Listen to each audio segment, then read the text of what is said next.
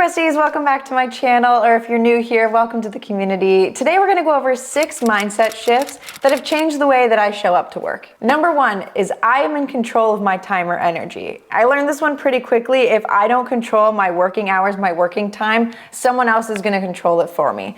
And what I mean by that is being really intentional with how you're spending your time. I'm a huge fan of time blocking in your calendar, and time blocking referring to times when I check emails, times when I'm in meetings, focus work so I can get some uninterrupted time to really, get focused on whatever task at hand I'm working on. And so realizing that I am actually in control of my time and I don't need someone else to constantly be filling up my calendar, because if there's free time in your calendar, as most of us know, it will get filled.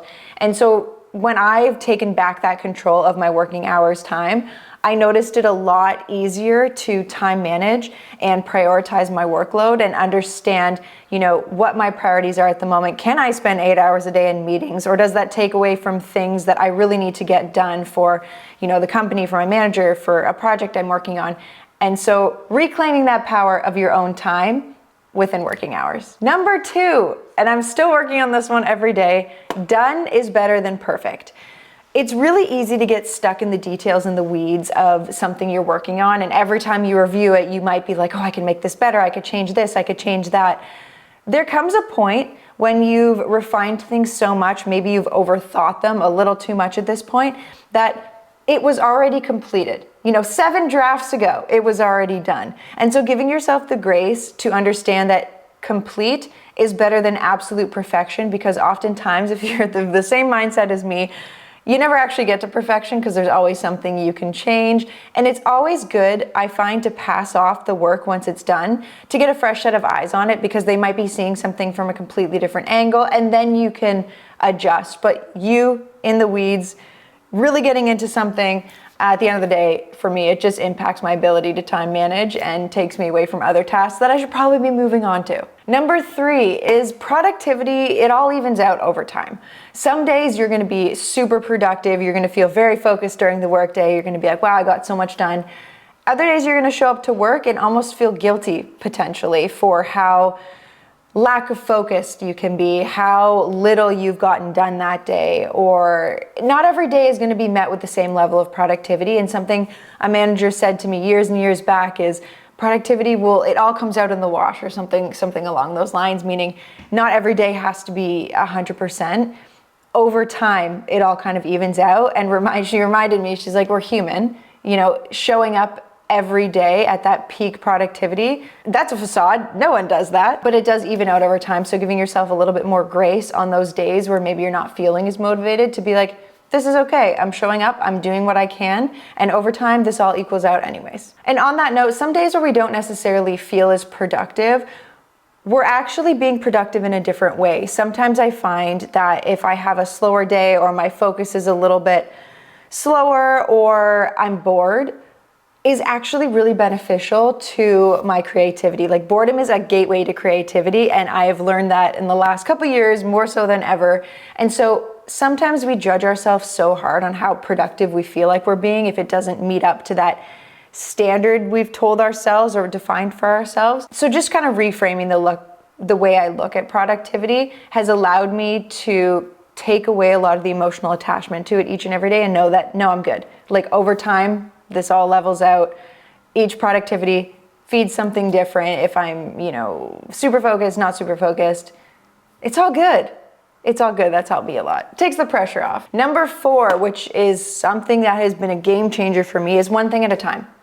There's oftentimes, I think everyone can relate to this right now with the digital overload we have. There's so much over communication when it comes to the workspace now. How many Teams messages we're getting, how many emails, how much time we're spent in meetings, plus all the work on our plate we need to do. It's all so overwhelming when you look at it from a step back and you say, wow, I have to do all of this. My one thing is one thing at a time. We can only take one step at a time, and then slowly we get through it. But if I'm trying to tackle 50 different things, like I used to do when I would be like, I can multitask, I'll switch from this to this to this. Task switching that quickly, one, it burns a lot of time, because I think it's 15 minutes it takes to get really focused in or locked in on a new task once you task switch. Allowing yourself to just single task, one thing at a time, break things down into little tasks, and then you get through it. takes the overwhelm off and also makes it feel a lot more manageable and realistic if you're just focusing on one thing, finishing it, and then moving to the next. Number 5, thinking about work is still working. Even if you're away from your laptop, your office, your place of work, if you are still thinking about work, maybe you're thinking about solutions to something that came up today, maybe you're sitting with an email in your mind or something someone said to you, thinking about work is still working. And this has massively impacted my understanding of what a break is, or how much break I've taken, or if I've really disconnected that weekend. Because sure, I think, being away from your laptop, that's a physical break. And that's often what growing up, we were told of, like, oh, evenings and weekends, that's your break. You're not in your space of work, you're not on your laptop, like, you're good. But then people would still be talking about work around me, or I would still be thinking about work. And I'm like, hold on, when was the last moment I had a true break where I was completely disconnected, not a thought about work going through my brain? And that has reframed my idea of when I'm taking rest, or how I'm taking rest, and when I'm able to truly take a break, take that time off. It's kind of just made me think about that on a whole new level when I added the mental aspect to it, not just the physical being away from work. And number 6 is remembering that everyone you work with is also a human.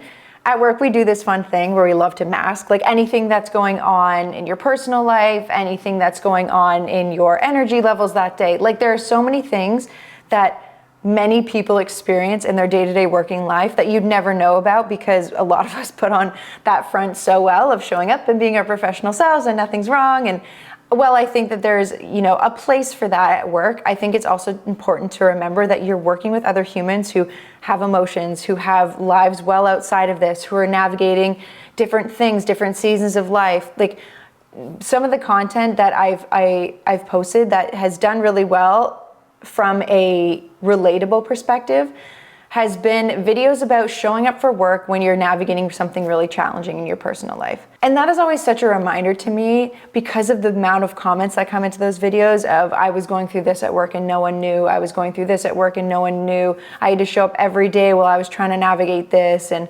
I'd hang up from a meeting and I couldn't hold back the tears. Like, we're so complex and there's so many layers. And I think reminding yourself that you're also working with other humans and not just robots, because the corporate world, I feel like, loves to make it seem like we're all just a little bit robotic, which is not true, has given me a lot of ability to understand and show grace for other people, and realize that if I'm experiencing something at work, I'm feeling a certain way towards something going on at work, there's like a 99.9% chance someone else is feeling that too. Just remember, you're a human.